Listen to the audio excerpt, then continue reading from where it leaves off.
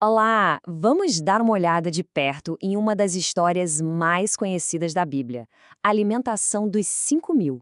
A gente vai quebrar essa narrativa em partes bem claras: o problema, a solução e, claro, as consequências.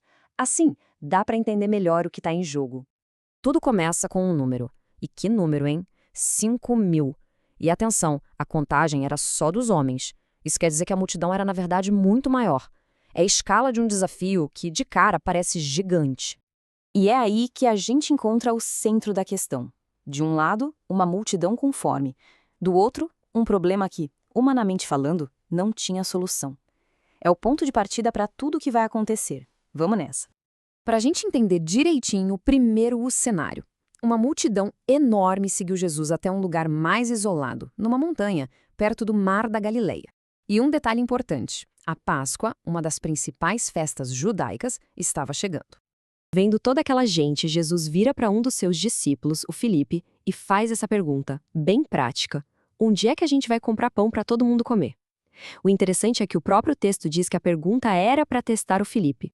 Certo, com esse problemão nas mãos, como é que os discípulos reagiram? Bom, com a lógica pura, com a matemática da vida real.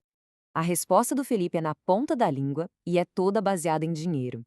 Ele faz a conta e basicamente diz: olha, nem com 200 denários, que era tipo o salário de mais de 6 meses de um trabalhador da época, não daria para cada um pegar nenhum pedacinho de pão. E aqui a gente vê o tamanho do abismo, né? De um lado que eles tinham de verdade 5 pães de cevada e 2 peixinhos. Do outro que eles precisavam alimentar aquela multidão toda. O discípulo André acha essa comida, mas ele mesmo já percebe o óbvio. A pergunta do André resume perfeitamente o sentimento. É quase retórica, mas o que é isso para tanta gente? É a pura sensação de que não tem como. A desproporção é total. É a lógica humana encarando o impossível. Mas aqui que a história muda completamente. A gente sai da lógica da escassez e entra no momento da ação, do milagre. E o curioso é como a coisa acontece. Não é um grande espetáculo. São passos bem simples, bem metódicos. Primeiro, organizar a multidão. Depois, pegar o pouco que se tem nas mãos.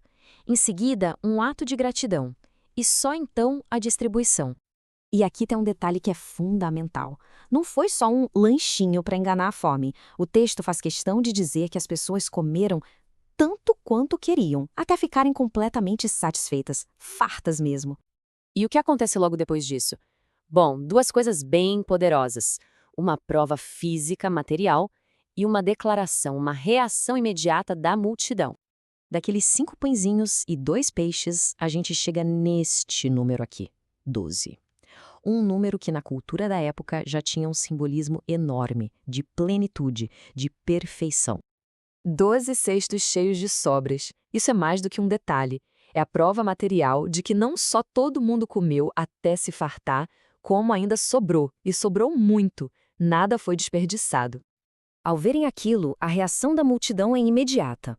Eles conectam os pontos e chegam a uma conclusão bem específica. Eles olham e dizem: é ele. Com certeza, esse é o profeta que a gente estava esperando. Só que é bem nesse ponto que a história dá uma virada totalmente inesperada. Porque essa empolgação toda da multidão vai para um outro nível, um nível político. A intenção deles era clara, o texto não deixa dúvida. O plano era pegar Jesus, mesmo que à força, e fazer dele um rei. Afinal, eles viram um líder que podia milagrosamente prover o pão. E qual a reação de Jesus a essa ideia de ser rei? Ele não aceita.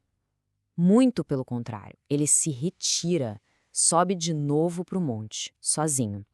É uma recusa total e imediata ao tipo de poder que estavam oferecendo. E é com essa imagem que a narrativa nos deixa. Uma figura que acaba de demonstrar um poder imenso, mas que foge na hora em que tentam lhe dar o poder político. E a pergunta fica no ar: por que um profeta, com tanto apoio popular, fugiria da chance de se tornar rei? Isso nos diz muito sobre o propósito dele.